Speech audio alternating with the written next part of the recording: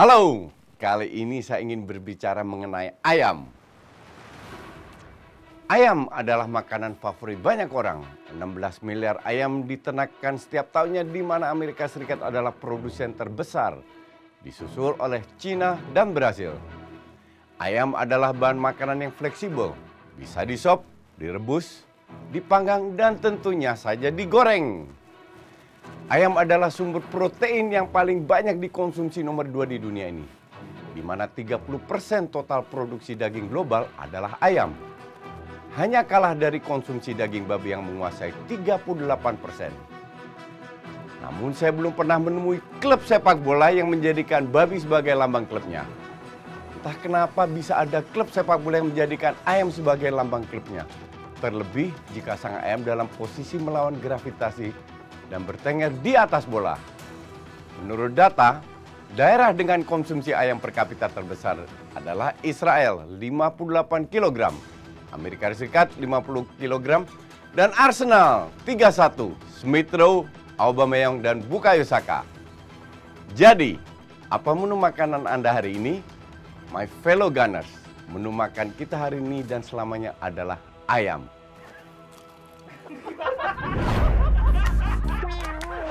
Ayam, ayam.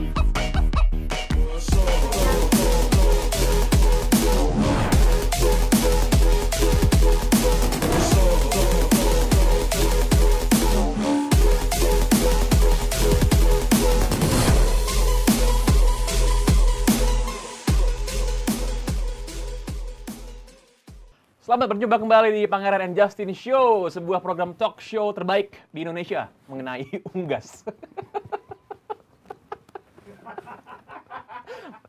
Ngomong-ngomong coach, standar. Lo kemarin sebenarnya pas Arsenal lawan Tottenham itu, kan Arsenal lagi cupu nih. Ya. Terus ketemunya kan tim unggas gitu yang suka lo omongin terus. Ya. Lo yakin menang dari awal sih? Enggak. Karena ya kita tahu performanya lagi ngedrop dan bahwa mereka 3 kali menang beruntun bukan jadi parameter karena lawannya kan cupu-cupu Norwich, Burnley sama Wimbledon. Cuman kemarin itu akan menjadi ujian terbesar untuk Arteta, apakah dia akan mendapat dukung dari supporter atau tidak. Dan intinya kalau ketemu lawan Spurs udah it doesn't matter how you play, kasarnya begitulah. Karena ini kan derby. Nah, dan kebetulan di babak pertama mainnya luar biasa kerennya, maka dan layak menang gue bilang. Menurut lo kan ya walaupun menang kemarin dan lo aja Ya. sendiri juga nggak yakin menang sebenarnya. Gue nonton sama Rana. Lu yakin menang nggak? Apa? Gue yakin menang Spurs sebenarnya. Iya. Gue nggak heran, gue Gue setuju. itu udah nyuruh timnya Regista itu bikin semua bercandaan soal Spurs sebenarnya Iya. gitu. Iya. Terus ternyata buyar kan. Karena yang menang Arsenal. Kemarin kan Arsenal menang ya. Again Iya. ya. Lagi-lagi itu banyak orang yang tidak mengira demikian. Tapi pertanyaannya adalah Arsenal kan sekarang dalam posisi yang menurut gue nggak jelas. Ini di tim sebenarnya tim bagus apa enggak, tim gede Iya, apa enggak. betul. Tapi apakah going forward Arsenal tuh akan let's say sama kayak Spurs di tahun 90 sama 2000-an gitu. Ya klub mediocre aja gitu. At this moment ya, kan kita bicara at this moment. Cuman sekarang kan kita lihat, gue itu tidak pernah bilang Arteta itu miskin taktik atau jelek. Tapi justru Nggak bisa. Nggak bisa. Gimana nggak miskin taktik dari mana? Enggak. Dia udah mencoba segalanya. Jadi it doesn't matter. Ini kembali justru kalau lu ikutin Arteta, it doesn't matter lu main 4-3-3, 4-2-3-1 atau bahkan 3 back. Yang penting adalah distribusi bola itu dari mana. Dan dia sering menekankan sebelum waktu kalah itu distribusi bola dari belakang. Tapi kan rentan. Lu tahu sendiri kualitas pemain belakang Arsenal kayak gimana. Jago Salah Pak, iya. Ben White jago banget. Ya. Ben White keren kemarin. Keren sih, gue keren sih. Jadi kalau lu salah passing, belakang lu nggak ada backup. Nah sekarang distribusi bolanya lebih ke tengah seperti biasa. Jadi what matter dengan Arteta adalah it doesn't matter line up-nya gimana tapi lu harus bisa jangan bermain kayak lu Man City, ngerti nggak? Kalau Man City, gue belum pernah lihat sebuah tim yang nge-press City berhasil. 95%, 99% mungkin City yang keluar. Nah ini ada sedikit perubahan. Tapi kembali lagi, orang kan di Twitter tanya, Arteta out atau enggak? Untuk gue, at this moment, ya. Karena sama sekali belum terbukti. Cuman nggak miskin taktik. Kalau itu enggak. Terus kenapa kalau nggak miskin taktik, lu mau dia out? karena dia memiliki filosofi yang berbeda, tidak melihat kapasitas pemainnya, bukan taktiknya. Gue percaya sama pelatih-pelatih yang walaupun bukan tim gue percaya pelatih-pelatih bagus. Klopp, bentar dulu jangan berisik. Klopp, Guardiola, Thomas Tuchel gue yakin jago. Setuju.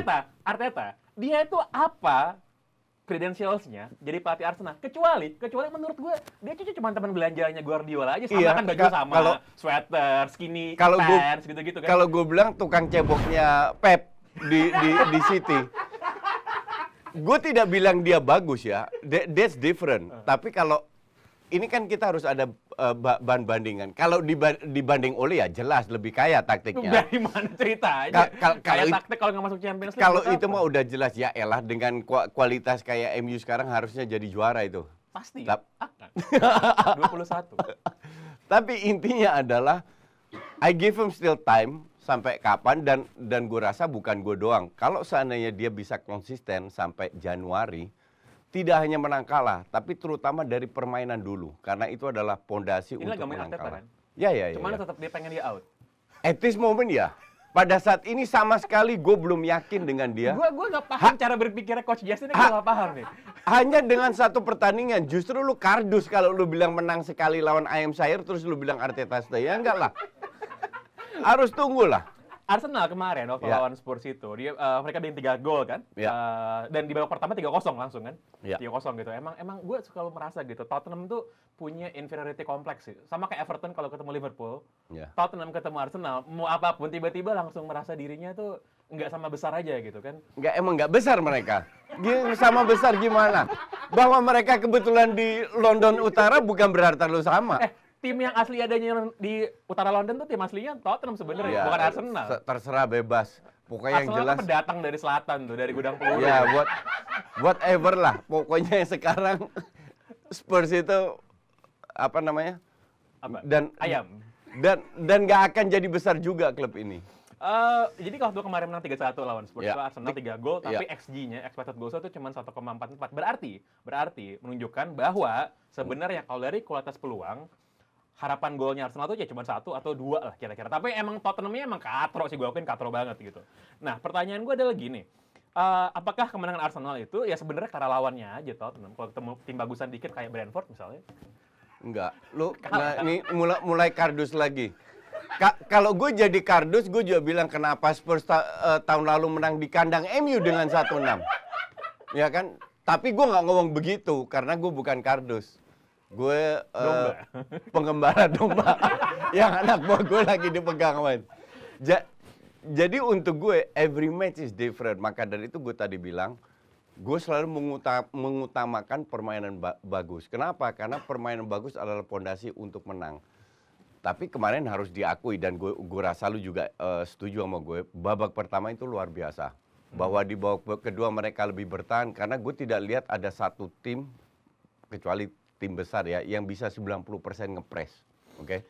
Jadi dengan kualitas Arsenal sekarang, unggul 3-0, babak kedua lebih bertahan, mengincar counter attack, dan mendapatkan beberapa counter attack. Miskin taktik berarti?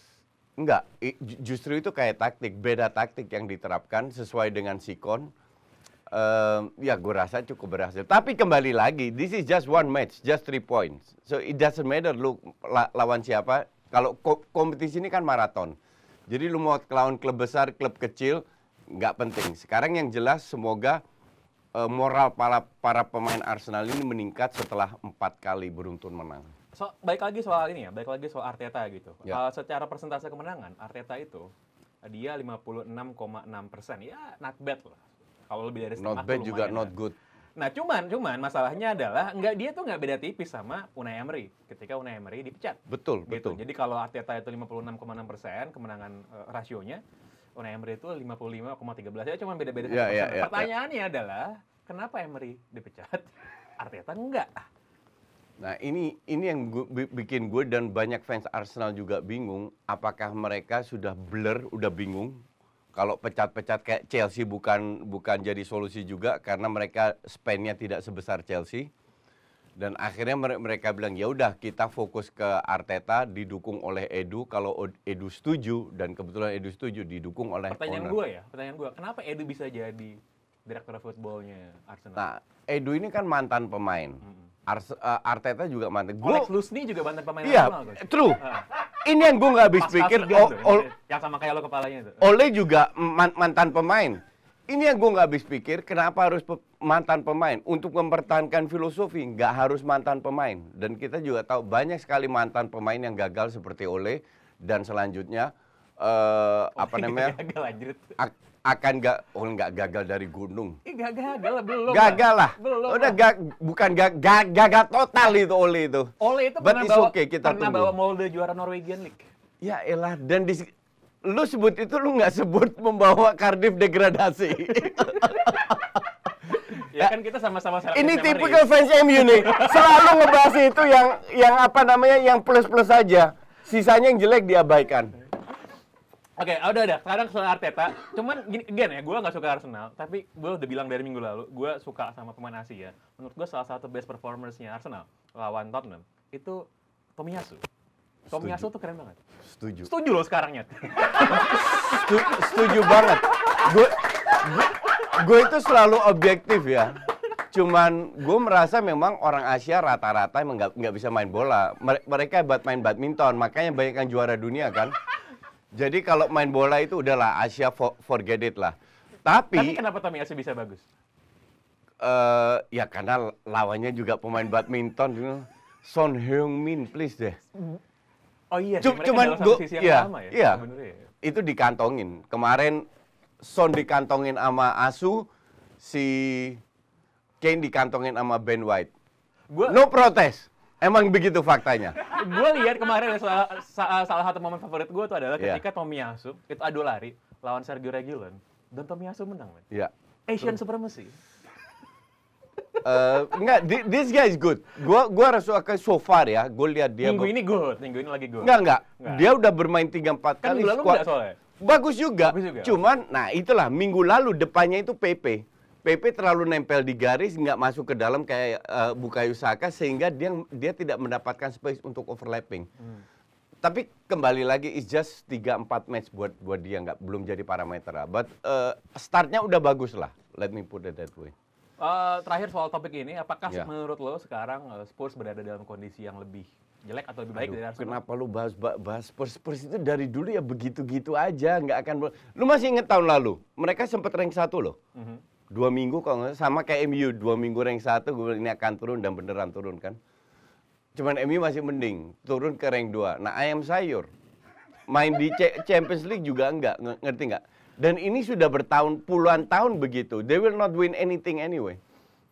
Oke, kalau di dalam rundown gue sih ini ada topiknya Manchester United, tapi nggak perlu dibahas kali Coach. Perlu, itu penting. Makanya gue kesini. Gila aja lu nggak mau bahas MU. Ya udah lu aja yang bahas, gue nggak mau bahas. Ini show punya kita berdua ya, jadi gue juga punya hak. Iya lu aja ngomongin apa ya, coba? Okay. Mau ngomong apa lo? Mau ngomong apa coba? Apa bang? Oke, lu diem dong. Kemarin itu salah satu hari kebahagiaan gue. Kenapa? Karena Utrecht menang, Barca menang, Arsenal menang, ATM seri, ATM kalah, Madrid seri, Ansu Fati kembali lagi, dan yang paling bikin gue seneng, MU kalah. Dan kalahnya itu sangat layak kalah. Kenapa layak kalah? Gue udah berkali-kali bilang, ini tim katrok, terutama pelatihnya. Ibarat Ferrari, supirnya supir angkot. Nah, lu nggak akan kemana-mana. Iya kan? Kalau lu punya Ferrari, dan gue selalu bilang bahwa skuadnya MU itu harusnya bisa bersaing di papan atas. Di Champions League, dan sudah terbukti 1,5 tahun zero trophy, 4 tahun. Ini tahun kelima akan zero trophy. Pange pasti tidak setuju karena dia selalu kardus kalau kita bahas soal MU. Gue sih happy aja. Satu, karena gue lihat fans kardusnya itu kan banyak stalking gue. Mereka itu nunggu Arsenal kalah baru dibully. Ternyata Arsenal menang. Nunggu Barca kalah, ternyata Barca menang. Satu, untuk fans kardusnya. Kedua, permainannya gitu-gitu aja. Mereka menang lawan West Ham, itu karena West Ham penalti nggak masuk. Dari 6 match kalau nggak salah ya, main bagus cuma 1 match. Yang sesuai dengan kapasitas pemainnya ya. Yaitu cuma lawan Leeds. Sisanya, jelek banget mainnya. Lawan Castle baru mulai. Gue belum selesai. Don't interrupt. Lawan Newcastle menang banyak. 2 gol pertama itu dikasih sama kipernya. Di situ fansnya tidak melihat, taunya cuma menang kalah, menang kalah. Itu apa coba? Maka dari itu gue happy banget kemarin kalah dan sangat layak kalah. Cuman pelatih katroknya bilang, oh ya itu golnya offside. Setuju. Itu kalau tahun lalu mungkin dikasih offside. Tahun ini VAR sudah jauh lebih longgar dan gue lebih setuju. Kadang MU diuntungkan dan seringkali VAR itu netral. Kali ini netral karena mereka biasanya dapat penalti, nggak dikasih penalti, langsung keluar. Udahlah, lu sebagai tim besar nggak layak untuk komplain dengan hal-hal seperti ini. Lu harus tunjukkan lu cetak gol. Kebobolan 1, cetak 2 gol, you still win the game. Oleh, dia kan komplainnya. Kalau gue sih setuju komplain, karena golnya harusnya itu nggak diberikan gitu. No, it's not. Oleh bilang, abis pas pada waktu press con gitu, dia bilang kan, when we got up there, the final decision, the final execution, the quality in the pass, segala macam, itu emang not good enough to get goals. Tapi, Mason Greenwood itu berapa kali ngelepasin shot? Yeah. Kalau itu nggak gol, bukan salah pelatihnya dong. Berarti dia udah bener dong bisa plotting pemainnya. Let me tell you something. Apa? Itu salah pelatihnya. Gue jelasin. Mason Greenwood, kemarin gue tweet juga, gue bilang di video gue, itu sangat super egois. Dan itu bukan pertama kali. Lu pasti setuju bahwa Mason Greenwood sering kali egois. Harusnya itu tugas pelatih untuk menjelaskan ke dia bahwa lu nggak boleh main gitu. You play for the team, bukan untuk diri lu sendiri. Kasusnya kayak Mane. Tapi kan dia belajarnya dari the greatest player of all time. Siapa? Cristiano Ronaldo. Nggak ada. Greatest player of time cuma satu, Johan Cruyff. Oke, lanjut. Definitely bukan Ronaldo. Ronaldo masih 4 level di bawah Messi. Please deh. Lanjut. Waduh. Blasphemy. Penistaan. Gue sih percaya ya coach ya. Kalau gue namanya ada kerikil-kerikil kecil. Kerikil kayak apa? Ya kalau Aston Villa kerikil kecil. Gitu, kan. Menurut gue. Kalau lawan West Ham? Apa? Kalau lawan West Ham? Ya, itu piala Ciki mah nggak usah diomongin lah. Kan kalau piala Liga itu kalau tim lo melaju itu penting, tim lo kalah nggak penting kan selalu gitu kan. Selalu gitu. Tapi menurut gue sih tidak ada yang mencemaskan. Semuanya masih berada dalam. Ya, gue setuju. Makanya gue juga tunggu semoga Ole nggak dipecat karena ini akan menjadi lawak terus. Gila, lo bayangin ya, lo bayangin nanti betapa sunyinya ya timeline bola di Twitter ketika Ole ngangkat piala gitu. Lo bisa lihat betapa sunyi. Tiba-tiba semua orang pura-pura gangguan sinyal. Angkat piala apa? Premier League.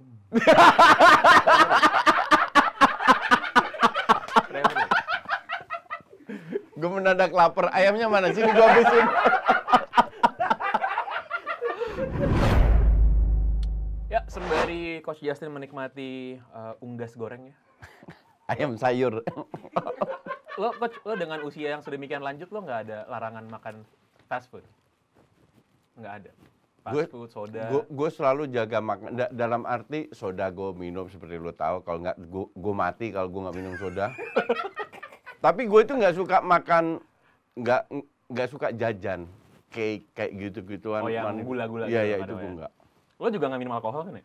Nggak, at all. At all. No drugs, no alcohol. Lo bayangin aja, nggak minum aja gini orangnya. Gimana under influence ya, nggak kebayang gitu ya gue. Lo persis kayak bini gue. Nggak minum aja udah rese.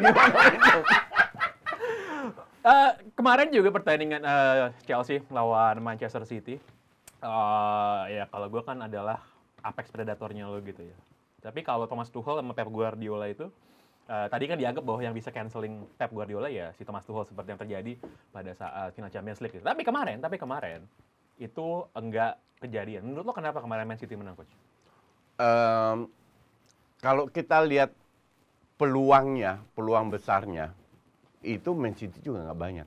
Jadi peluang besar dan golnya untuk gue itu ya setengah jatuh dari langit. Kenapa gue bilang begitu? Karena si Gapsus ini udah di cover 3 orang. Gabriel Jesus. Kenapa lo menyingkat nama dia jadi Gapsus? Gue ingatnya Fanta Susu. Lebih gampang aja. Dia itu udah di cover 3 orang dan kebetulan lepas dan masuk. Tapi setelah itu nggak ada sama sekali. Dan gue bilang, si Tuchel ini nonton Just Talk. Karena Karena gue bilang di situ bahwa dia harusnya main 3-5-2. Kan dia jarang sebagai jadi starter main 3-5-2. Lawan Spurs kan di babak kedua, dan kemarin main itu City tuh nggak dapat banyak peluang.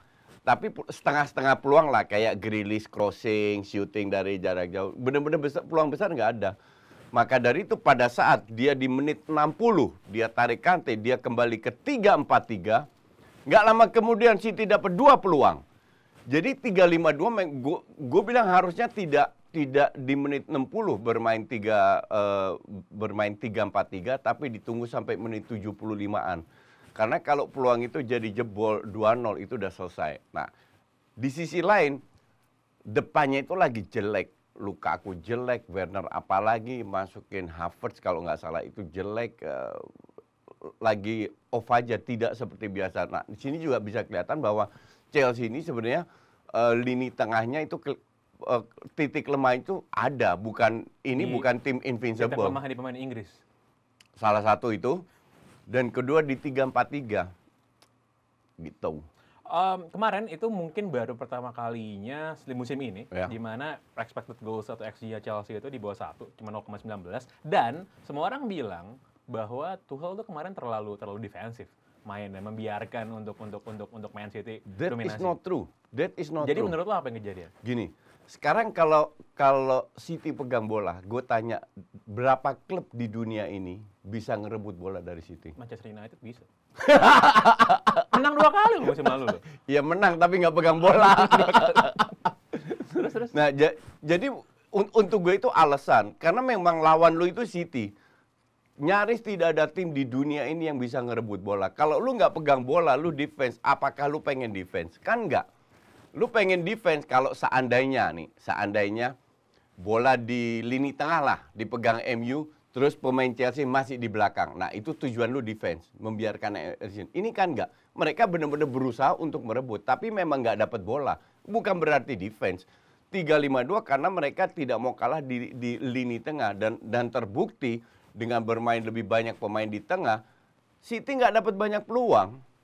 Salah satu key statistiknya ya, gue rasa ya. Jadi kemarin para pemain Man City yang bikin key passesnya itu, pemain kunci, Cancelo, fullback, Jack Grealish, pemain tengah, Kevin De Bruyne, pemain tengah, playmaker, Matthew Foden. Grealish winger kemana? Iya, cuman dia tetap mainnya di tengah gitu kan ya. Sementara kalau untuk Chelsea, key pass paling banyaknya adalah Anthony Rudiger, pemain bertahan. Gitu. Jadi memang nggak bisa berkembang dan juga efektif di tengahnya Chelsea. Nah, pertanyaannya adalah Tuchel sama Guardiola ini mungkin kalau sekarang favorit untuk juara ya, nomor 1 di bawahnya MU itu kan Chelsea ya, sebenarnya kan? Enggak. Oh enggak.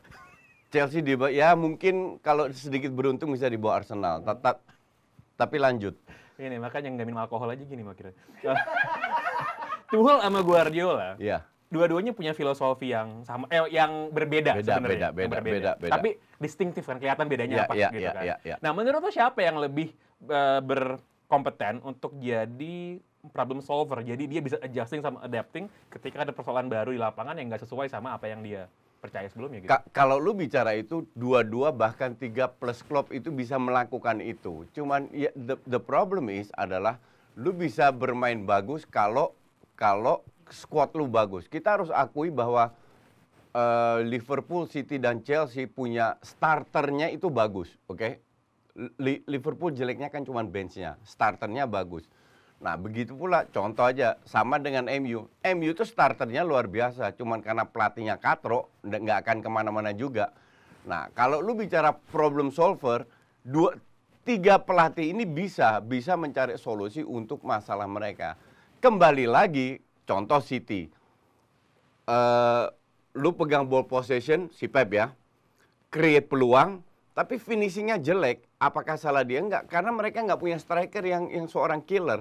Nah, sementara Chelsea dengan bermain direct, tujuan 3-4-3 kan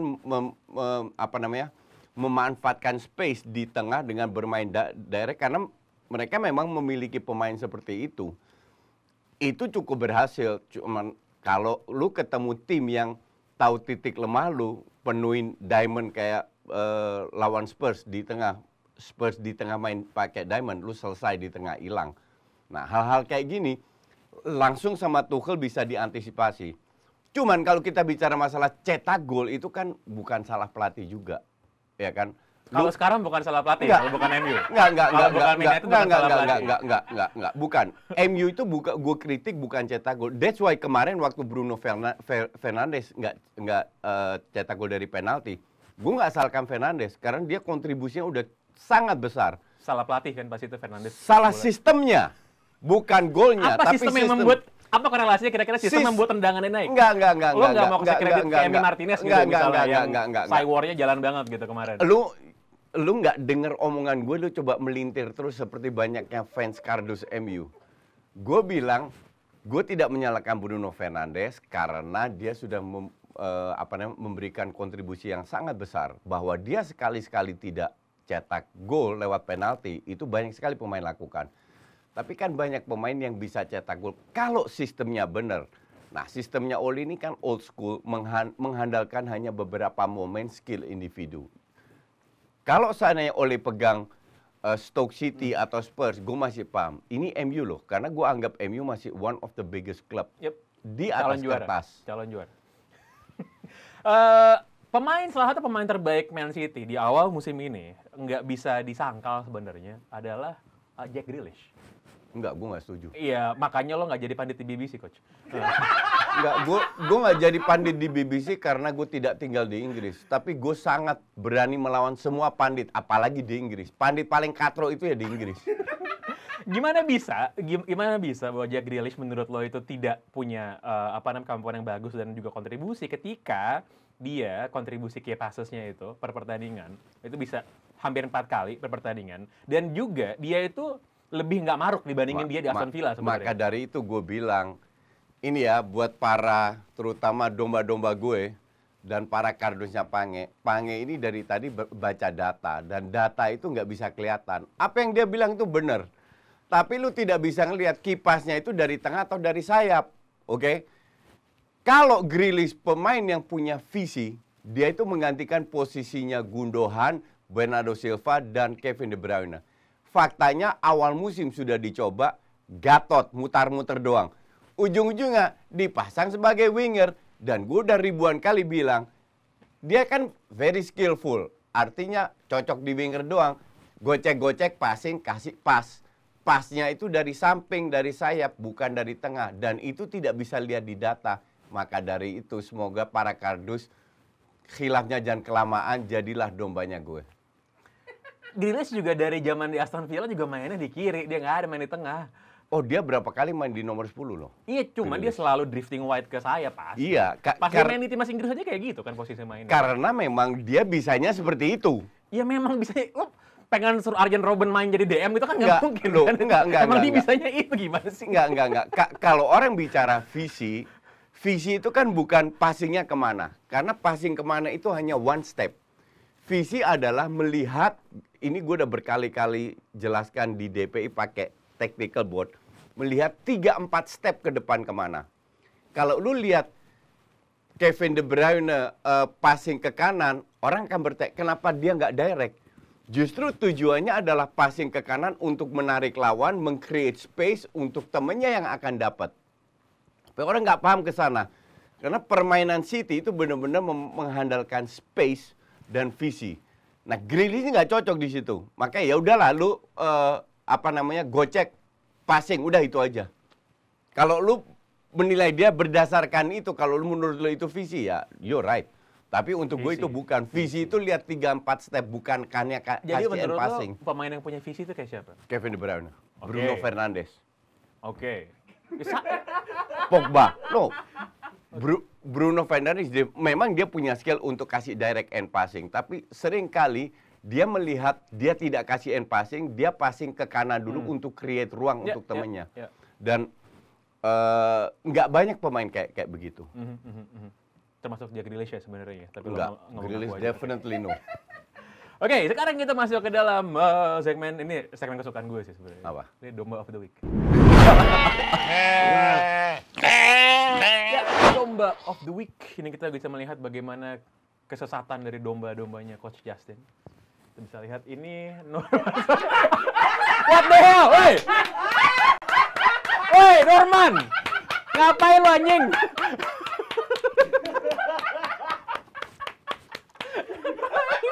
Luar biasa Norman. Aduh Norman, ternyata Top. saya domba Pak Coach. Cuma gini doang tweetnya anjing apa dimasukin, woi. Keren yang milih. Kalau kayak gini dimasukin, tiap orang kan nge-tweet ginian Enggak. tuh tiap hari. Keren. Top. Gila. Keren Norman. Gila. Ya, Nanti ingetin gue follow lu. Oke? Nggak ada yang bisa dibahas, apa yang mau dibahas aja. Next. Norman Sukmadi Bagus Satrio. Nah, ini juga keren. Son malam ini seperti Samsung Galaxy Fold. Ini placement aja belum masuk. Ayo Samsung. Woi, Samsung dapat promo Samsung di register nih. Ya ada nih. Kan gue tahu banyak budget marketingnya Samsung kan nih. Iya, tahu gue. Daripada bayar buzzer mending bayar kita. Dilipat dalam kantong Tomiyasu. Ya gue setuju, kali ini gue nggak debat. Setuju. Keren Alex. Setuju. Alex namanya Bagus Satrio. Oh, Bagus Satrio ya. Alex tune up tuh di bengkel motor kali ya. Next. Mas biasa aja. Ternyata betul kata Anda waktu di YouTube Regista Coach bahwa every Piala Ciki aja kagak dapet dan tidak sampai 1 minggu Anda berkata kejadian gugur di Karabokap. Visioner. Visioner, ternyata Anda Coach ya, gue sih nggak apa-apa kalau Piala Ciki mah. Dan masih banyak piala yang akan gugur MU di situ. Oke. Next.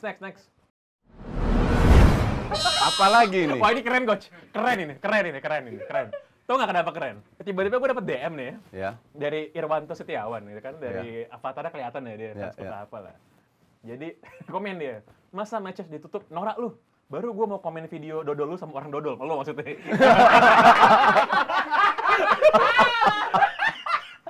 Gembel, orang gembel suka ngebacot cuma nonton di TV, nggak pernah nonton live ya.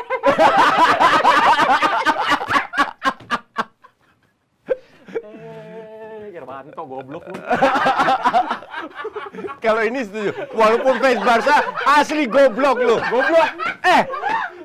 Lu masih netek sama mak lu. Gua udah ke stadion. Paham? Gua umur 12 sudah tiap minggu ke stadion. Live. Home and away. Masih bilang nggak pernah nonton live. Gua rasa lu belum lahir itu. Udah makanya kayak gini-gini ngapain sih? Udah lu nonton masih di layar kaca baca terus lagi. Fans baru kemarin sore kalah taruhan baca kayak gini. Fans kemarin sore. Wah, nih. Febri. Oleh bilang nggak dapat penalti gara-gara komentar klub. MU dapat penalti menit terakhir dan nggak golin juga. Ya bener juga. Emang iya bener. Sini lu. Dia Bener dong ya, bener kan? Sini lu. Febri ini nggak sering benar, tapi kali ini benar. Bener banget. Ini ayam buat lo 1. Silakan. Dah. Next. Apa udah habis? Habis nih kayak Coach. Ya udah, Habis ya? cukup. Cukup. Tapi yang Samsung Galaxy Fold itu keren. Itu keren. Sama yang pertama. Yang pertama. Dombanya Coach Justin. Coba balikin lagi yang pertama tadi. Balikin ke si Norman. Nah ini. Nah, Ternyata saya dombanya Pak Coach. Gini. Ada sini. Nah, jadi kita mari mengakhiri lu sana. Mari kita mengakhiri segmen ini dengan makhluknya ngapain itu ada di sini gitu ya. Nah, Coach lo nggak mau ikutan ya? Nanti gue follow Norman Sukmadi, oke?